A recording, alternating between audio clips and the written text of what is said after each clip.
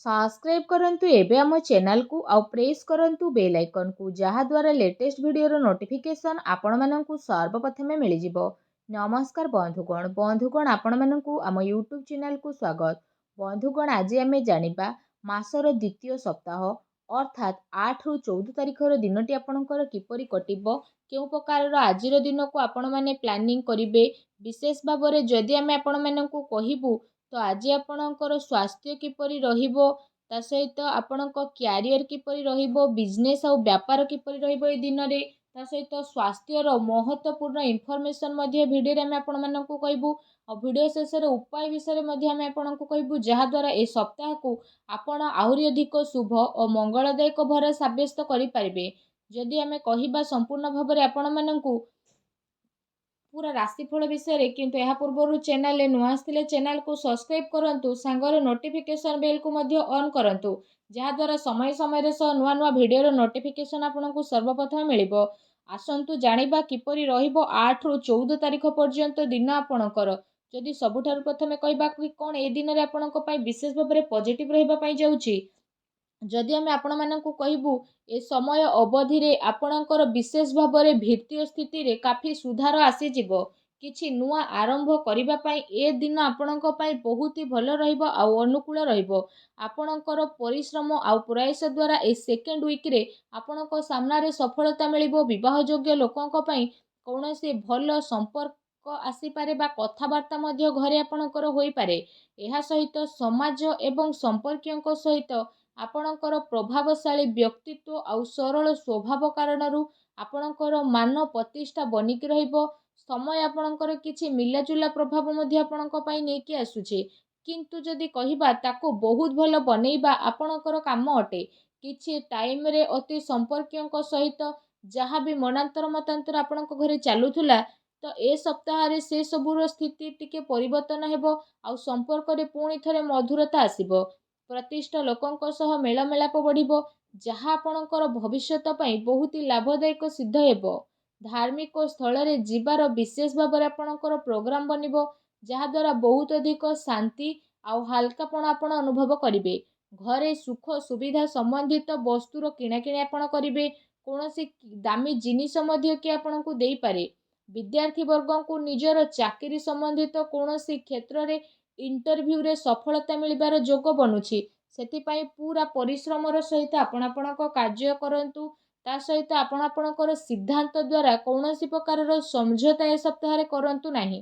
प्रभावशाली एवं प्रतिभावान लोकंक सहित अधिक टाइम आपण आपणकर स्पेंड करंतु जहा द्वारा आपणकर आत्मबल आ आत्मविश्वास रे वृद्धि हेबो तथा नकारात्मक विचार मध्ये आपणकर दूर हेबो। भाग्य ठारू अधिक आपण आपणकर कर्म उपरे विश्वास रखंतु एहा आपणक पई बहुत ही भलो दिन रहिबो। आसंतु जानिबा ए सप्ताह रे आपणक पई कोन नेगेटिव रहिबाकू जाउची।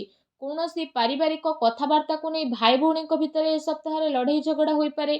घरर वृद्धंकर परामर्श द्वारा संबंध को खराब हेबा ठारू बचेई कि रखंतु ता सहित घर नाम रे कि आपणकर नुकसान मध्य करि पारे सेति पई आपण सावधान रहंतु। घरर कोनोसी वृद्ध लोकंकर स्वास्थ्य को नै कि आपणकर मन रे चिंता रहिबो। दूर जगह को जीवाको मध्य आपणकु पड़ी पारे ता सहित आपणकु आपणकर स्वभाव रे इगो को खत्म मध्य करबाकू पड़िबो जहा द्वारा प्रॉब्लम सबुर शीघ्र समाधान होई जिवो। कोनोसी भी योजना उपरे कार्य करिबा पूर्वरु ता उपरे भलो भाबरे विचार करिबार आवश्यकता रहिछि।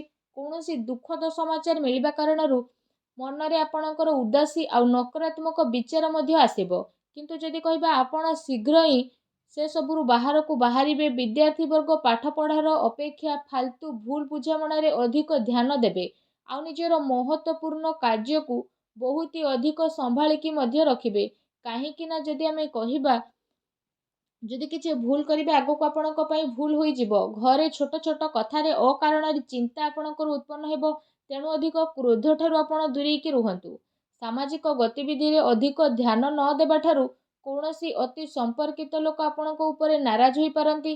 बस ए कथार आपण ध्यान न देकी निजर कर्म उपरे लागिकी रुहंतु। घरर वरिष्ठ लोकंकर मान सम्मान आपण अवश्य करंतु। ता सहित जदि सप्ताहर लव लाइफ विषय कहिबा तो जीवन साथींकर भावनार आपण सम्मान करंतु। एहा द्वारा आपणकर संबंध आहुरी अधिक मजबूत हेबो ପ୍ରେମ ସମ୍ବନ୍ଧ ଆପଣଙ୍କର ମର୍ଯ୍ୟାଦାପୂର୍ଣ୍ଣ ରହିବ। କୌଣସି ବିପରୀତ ଲିଙ୍ଗୀ ବ୍ୟକ୍ତିଙ୍କ ସହ ମିଶିବା ଦ୍ୱାରା ଆପଣଙ୍କୁ ଆଶ୍ଚର୍ଯ୍ୟଜନକ ପ୍ରସନ୍ନତା ମଧ୍ୟ ଅନୁଭବ ହେବ। ଘର ପରିବାରର ବାତାବରଣ ଆପଣଙ୍କର ବହୁତ ହି ସୁଖଦପୂର୍ଣ୍ଣ ରହିବ।